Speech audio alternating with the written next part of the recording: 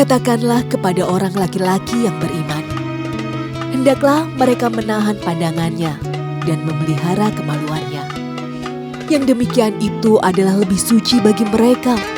Sesungguhnya Allah Maha mengetahui apa yang mereka perbuat. Quran Surat An-Nur ayat 30.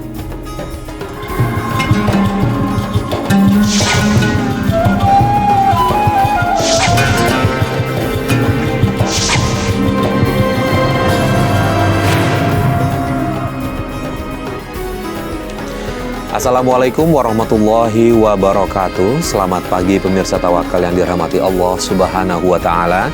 Senang sekali saya Farid Hasan kembali menjumpai Anda dan pemirsa di studio. Alhamdulillah sudah bersama kami Bapak Ustadz Muhammad Ziyad. Assalamualaikum Pak Ustadz. Waalaikumsalam warahmatullahi wabarakatuh. Ya, terima kasih Pak Ustadz. Gimana kabar, sehat? Alhamdulillah sehat Mas Farid. Syukur Alhamdulillah.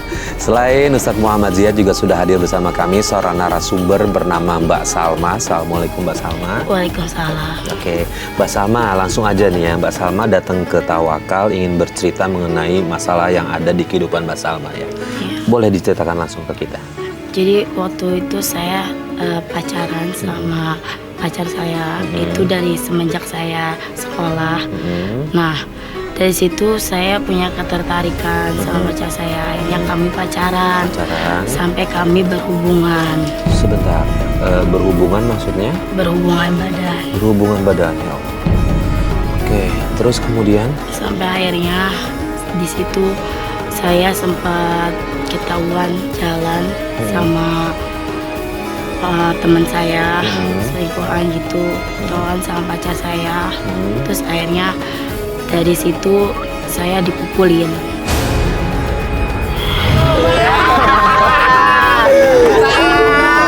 Ini rompinya bagus juga nih. Bro, lu kayak si Salma ada bro. Ah, mana? Lu, kayak cewek lu.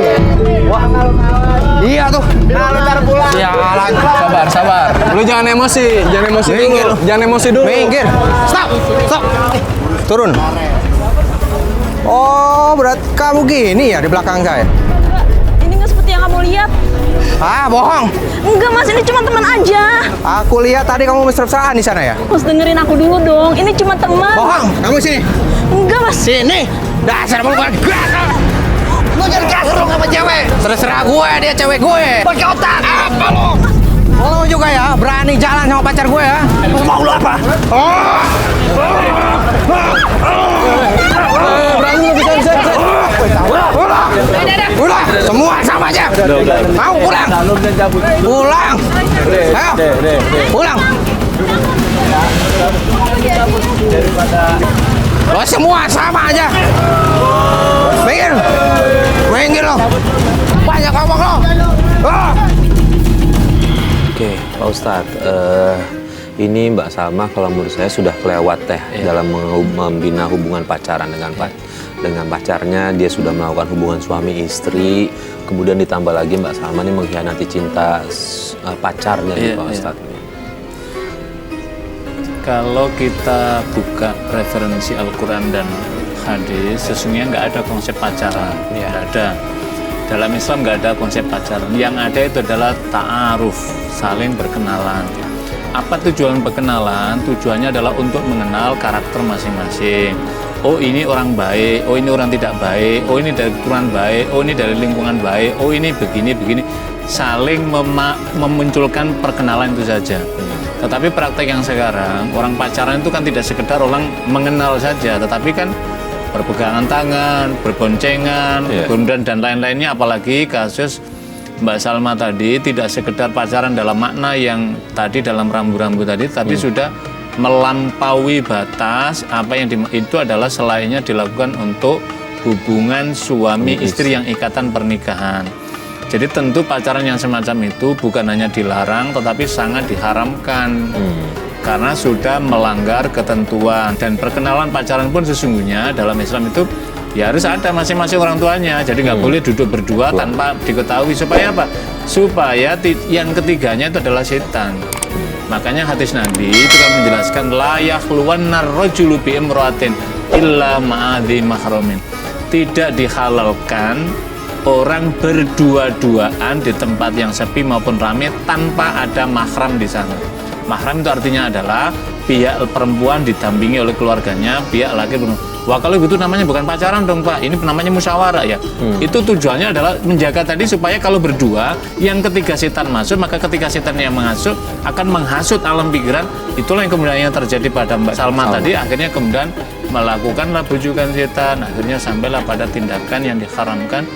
Maaf, Mbak Salma tadi umur berapa? 21 tahun. Saat itu saya umur 16 tahunan. Apalagi ini adalah ketika berhubungan badan seperti itu. Iya. Apalagi umur 17 kan kira-kira kalau kita prediksi SMA itu kan baru kelas 2 kan gitu, kelas 2 lah. Itu kan usia emas, usia produktif, usia belajar yang sungguh-sungguh masih jauh dari itu kan. Tapi kan ini sudah melampaui, tapi kan sudah terjadi. Jadi kira-kira begitu Mas Farid dalam pandangan. Ya bisa dikatakan pada saat itu setan berhasil ya Pak Ustadz. Bukan lagi berhasil, setan bersukacita. Iya, karena mangsanya ini didapatkan. Jadi begitu masuk berdua, inilah makanya yang dikhawatirkan ketika sudah berduaan, apalagi masih usia seperti itu, syahwatnya yang muncul, setan masuk, hilanglah kendali agama. Makanya dalam hadis Nabi mengatakan tidak beriman ketika orang zani sedang melakukan berzina. Jadi orang yang beriman itu tidak mungkin melakukan perzinahan, tapi ketika sudah berzina, imannya sudah tanggal, ditinggalkan, maka yang ada adalah syahwatnya. Makanya kan kita lihat kasus bagaimana Nabiullah Yusuf alaihissalam ketika digoda oleh Zulaiha, kemudian diiming dan seterusnya, bahkan ditarik, apa yang dikatakan oleh Nabi Yusuf. Nabi Yusuf cuma mengatakan 3. Ini akhafullah rabbal alamin. Jadi ketika ini akhafullah rabbal alamin, saya takut kepada Allah Tuhan pemilik alam semesta, maka pada saat itu berarti imannya masih ada, Allah menjaga sehingga tidak berhasil lah Zulaiha membujuk kisah Nabi Yusuf. Ini adalah sesungguhnya kisah anak muda. Jadi ketika digoda seorang wanita cantik, maka sanggupkah dia mengatakan ini akhafullah, saya takut kepada Allah. Ketika sanggup mengatakan ini akhafullah, maka berarti imannya masih adalah Mbak Salma tadi, nafsu yang bergelora sehingga terjadilah hal-hal yang sesungguhnya sangat dicela dalam agama. Nah, Mbak Salma, setelah dikasarin seperti itu, tetap bertahan atau minta putus?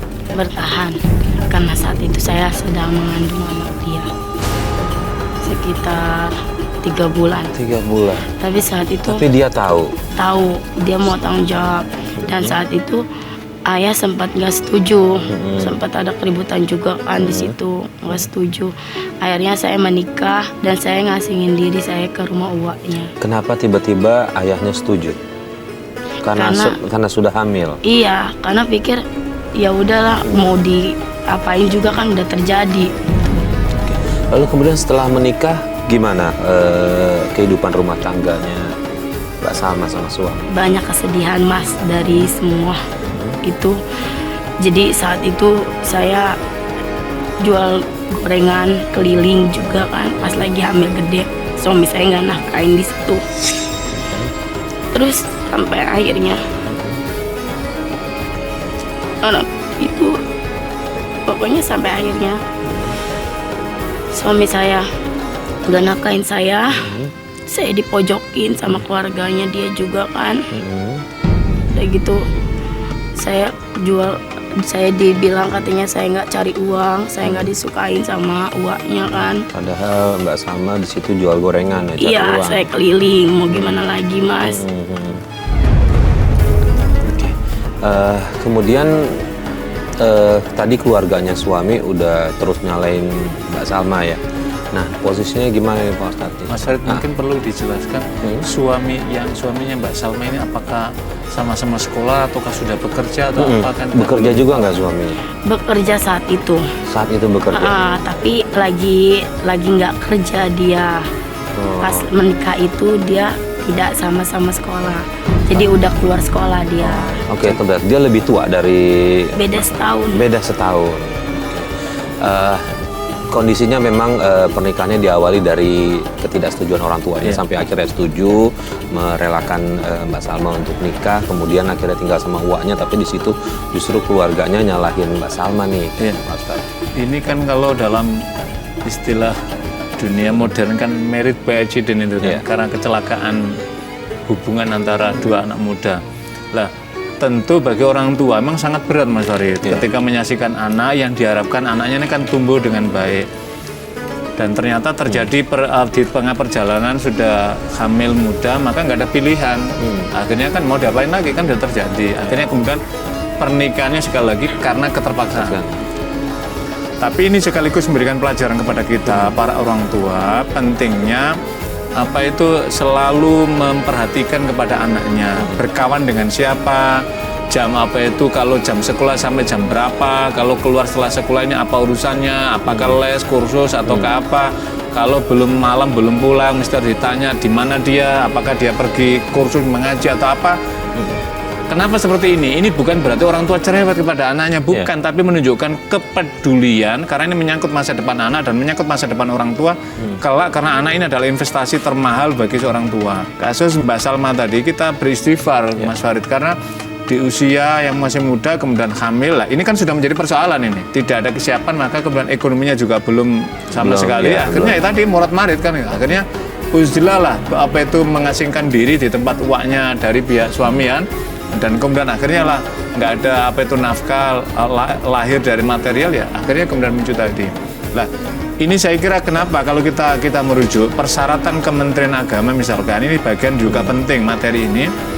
Kenapa ada syarat umur misalkan bagi laki-laki, bagi perempuan berapa? Itu sesungguhnya adalah yang pertama ada kecakapan mental dan kecakapan material. Jadi orang sudah bisa mencari nafkah, yang terpenting adalah mental psikisnya itu sudah kuat. Jadi kayak tadi tuh mentalnya sudah kuat. Jadi ketika kehadiran anak akan lahir maka siap. Akhirnya inilah benih-benih rumah tangga sakinah mawaddah warahmah. Ini kan tidak didapatkan sama sekali karena cara memulainya. Suami itu kan mencari begini, suami atau istri kan mencari dapatnya di mana, dalam keadaan seperti apa, dan bagaimana mendapatkannya. Kalau ini prosesnya sesuai dengan cara-cara Islam, maka insya Allah rumah tangga itu akan menjadi baik.